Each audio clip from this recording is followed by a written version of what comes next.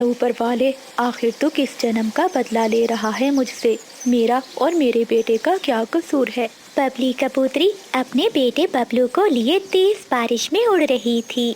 उसके पति कबूतर ने उसे धोखा देकर दूसरी शादी कर ली थी और बबली कबूतरी को उसके बेटे के साथ तेज बारिश में घर से बाहर निकाल दिया था। बेचारी कबूतरी पर तो दुखों का पहाड़ टूट पड़ा था। उसे कुछ भी समझ में नहीं आ रहा था। तभी उसे एक पेड़ पर घर दिखाई देता है। लगता है इस घर में कोई भी नहीं रहता, आज रात यहीं रह लेती हूँ। कबूतरी उस घर में जाती है और अपने बेटे को घोंसले में बिठाती है। बबलू बेटा, तुम यहीं रहना, मैं अभी तुम्हारे लिए कोई मीठा फल ढूंढ कर लाती हूँ। बारिश रुक जाती है। कबूतरी अपने घर से निकलती है। उसे एक पेड़ पर फल दिखाई देता है। जैसे ही वो फल तोड़ने लगती है, तभी एक चील पीछे से कबूतरी पर हमला करती है। छोड़ दो चील, मुझे छोड़ दो।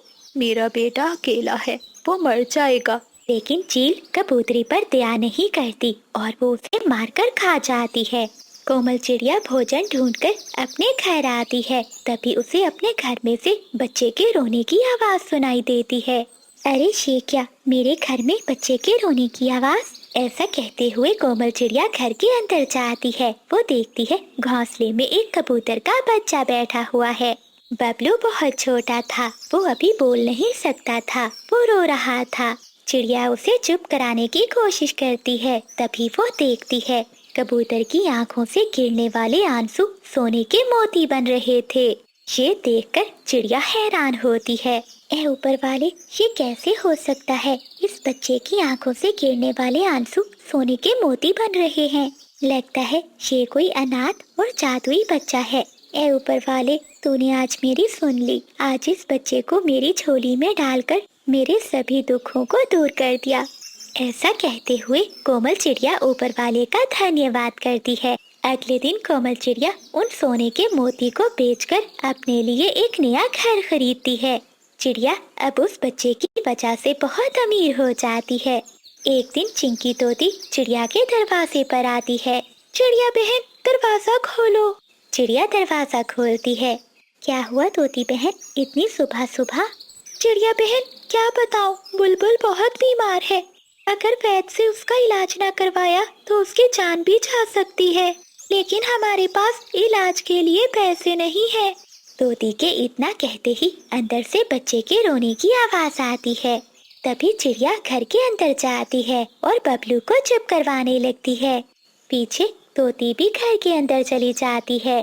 तभी वो छोटे कबूतर की आंखों से निकलने वाले सोने के मोती देख लेती है। अरे चिड़िया बहन, इस बच्चे की आंखों से गिरने वाले आंसू सोने के मोती बन रहे हैं। क्या ये कोई जादुई बच्चा है? हाँ चिंकी बहन, ये बच्चा जादुई है। जब भी कोई परेशानी में होता है तो ये रोने लगता है और इसके गिरने वाले आंसू सोने के मोती बन जाते हैं। तुम ये सोने के मोती अपने पास रखो, अगर तुम्हें और जरूरत पड़ जाए तो आकर ले जाना। फिर तोती वो मोती लेकर चली जाती है, जिसके बाद जंगल के सभी पक्षियों को उस नन्हे कबूतर का पता चल जाता है। बादल जी, अगर उस छोटे कबूतर को हम अपने पास रखें तो वो बच्चा हमें माला माल कर देगा। हाँ बिजली, हमें कुछ ना कुछ तो करना ही होगा। ये सोचकर वो कभी चिड़िया के घर जाते हैं। देखो चिड़िया बहन, इस छोटे कबूतर के माता पिता मेरे घर में इंतजार कर रहे हैं। तुम मुझे ये बच्चा दे दो ताकि मैं इसे इसके माता पिता को दे सकूं। इस बच्चे की माँ मैं हूँ, ये मेरा बच्चा है, मेरे अलावा कोई भी इसका नहीं है। बादल जी, ये ऐसे नहीं मानेगी, इसे सबक सिखाना ही होगा। बिजली कभी एक लाठी उठाती है और चिड़िया को मारने लगती है। देखो कभी, मेरे बच्चे को छोड़ दो, इसे मत लेकर जाओ, ये बच्चा बस मेरा है। चिड़िया को ऐसे रोता देखकर कबूतर का नन्हा बच्चा भी रोने लगता है।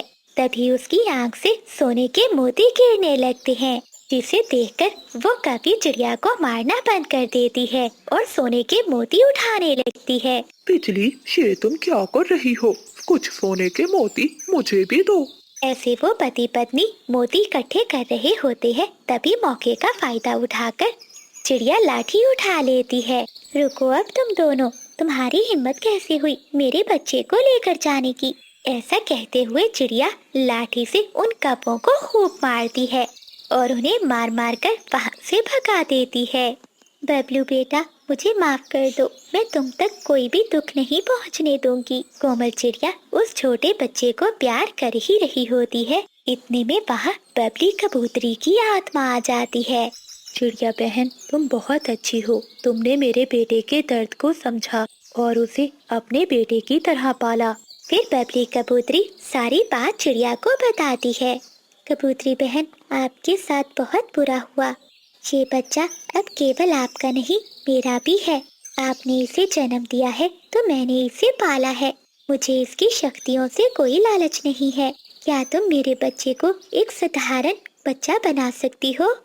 चिड़िया की बात सुनकर बबली कबूतरी अपने बेटे को एक साधारण बच्चा बना देती है। कोमल चिड़िया अब अपने बच्चे के साथ बहुत खुश रहने लगती है। प्यारे दोस्तों, कहानी को लाइक करना, चैनल को सब्सक्राइब करना और अपने दोस्तों के साथ शेयर करना मत भूलिएगा। आपका धन्यवाद।